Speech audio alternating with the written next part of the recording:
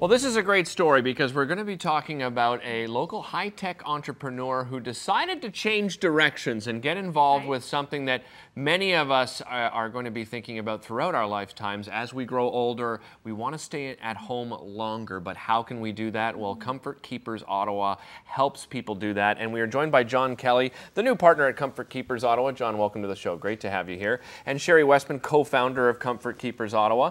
John, and I said it off the top, you're a high-tech entrepreneur and you decide to switch in this different direction of in-home senior care. What prompted you to make this sort of move?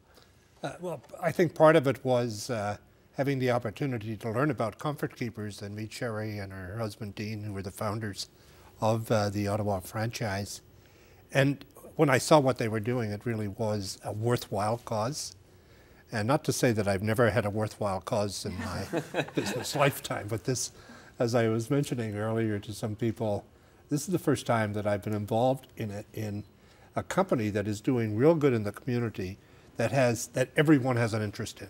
Right. So that it really is integrated into meeting community needs and personal needs, family needs. And it was just exciting, and the business is obviously one that should grow over the next number of years. So it had the business component as well as the doing something that was worthwhile for elderly people. Right. Now, Shari, can you expand on what Comfort Keepers actually does?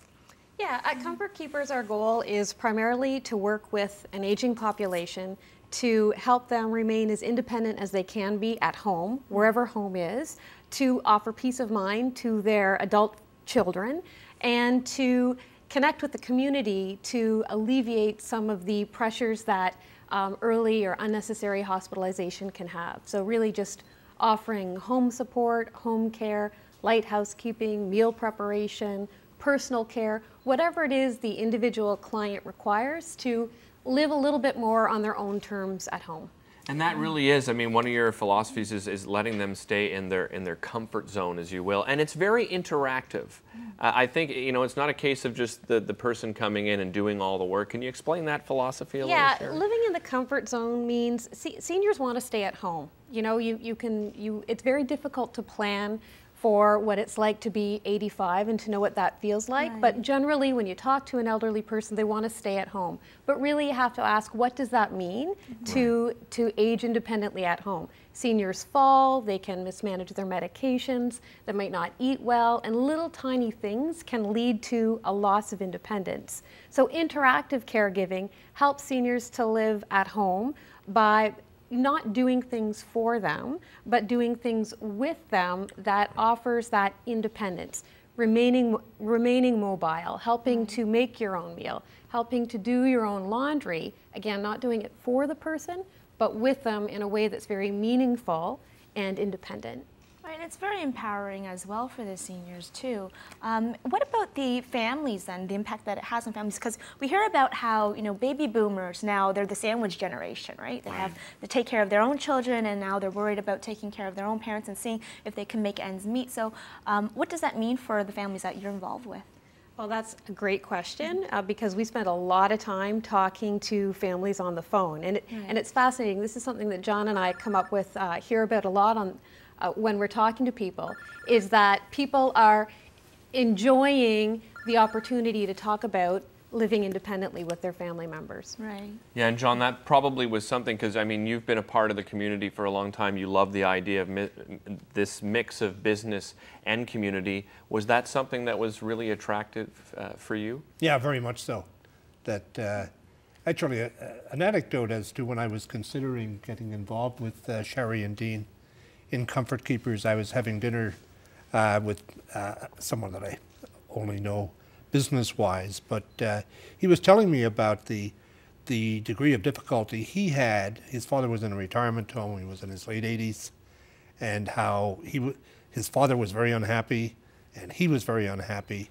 And then he said to me, and he said, I saw that problem. He said, and I said, how did you do that? He said, I actually have found someone who's going to go in and spend a few hours a day with him. And it kind of gave the two value points, because he said, my father is so much happier as a result of that. And he said, my peace of mind is so much greater as a result of his happiness. And that's where the 1 + 1 being more than 2. And the community aspects of that, if you kind of take that example and spread it throughout the community, it really does add to, if you like, the content and happiness about the overall community. Yeah, that comfort zone makes a big difference. I mentioned to you guys before the show, you know, my granny was able to stay at her apartment till her late 90s, you know, before she had to find, but she was able to make the choice. And I guess, Shari, that's probably one of the most important things is somebody can now have somebody come in and help them. And when they need to make that choice to move to somewhere else, they can do that on their own. You know, in a lot of ways, the best retirement home is your home that you've been living in, whether it's a condominium or the house you've lived in for 60 years. But, you know, we certainly fill in the gaps from what the community's offering, what the CCAC is offering, what the primary caregivers, which is often the spouse or the adult child, is offering. We're filling in those gaps in a way that's very meaningful, that's customized, that's affordable, and on the individual's terms. Right. So we would certainly do a free assessment when we're meeting with our clients, but in many ways, our clients and their families are assessing us to make sure that we're the best match. So it's very much on the individual and the family's terms, what they want to be at home. Right. Guys, thank you so much for being here. Really Yeah. appreciate it. And John, congratulations. Shari, great to see you again. Thank This you. is a great segue because we're going to be talking about Hospice at May Court, which is a palliative care organization that helps people near end of life. And so we talked about this, and then there are times when we do have to go somewhere. So we'll talk to them in a great event they have coming up right after this. Don't go anywhere.